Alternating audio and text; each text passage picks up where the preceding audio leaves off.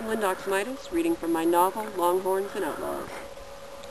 The crossing was one of the narrowest spots on the river, but from Lucas's vantage point at the end of the column, it was still a torrent swirling in tiny eddies.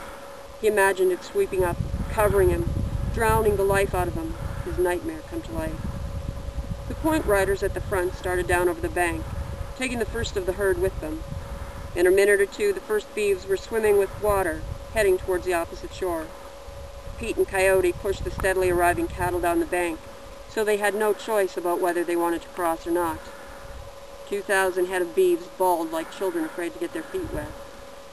Lucas watched as the beeves splashed into the water as steadily as a herd leaving their bed ground, fighting the current heading downstream until they emerged on the opposite side. The closer he came to the water's edge, the more scared Lucas became. He stared with dismay as the flank and swing riders used their horses to help the smallest calves swim across. Could he do that? Or would another calf lose its life because of him? "You can do it, Eb, can't you?" he whispered. Eb snorted. Lucas couldn't breathe. The last of the cattle, more afraid by now than he was, turned, so Eb pivoted to cut them off, driving them forward.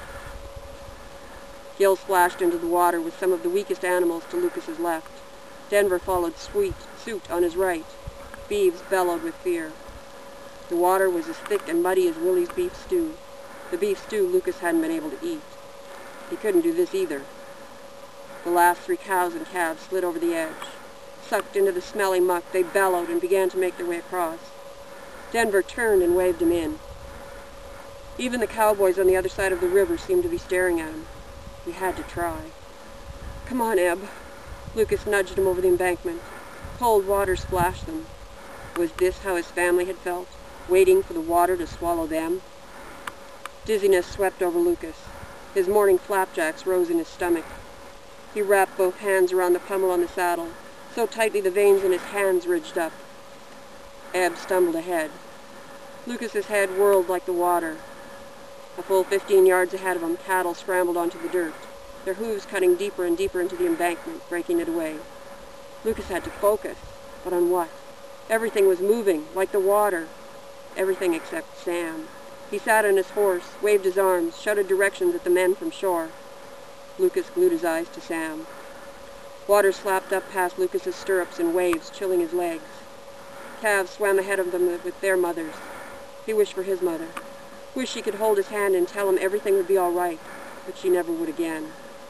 Eb pushed ahead as if an invisible line towed them towards shore. Halfway. Eb was swimming now. Lucas whispered, "You can do it, Eb, you can do it!" over and over and over. Finally, the water grew shallower. It wasn't much of a struggle for Eb any longer. Lucas let the pommel go, reached down, caught mud and floating grass between his fingers. He waited until all of the beeves lunged onto the shore before he and Eb emerged. It was done. Eb had saved him. Nobody would ever know how scared he'd been.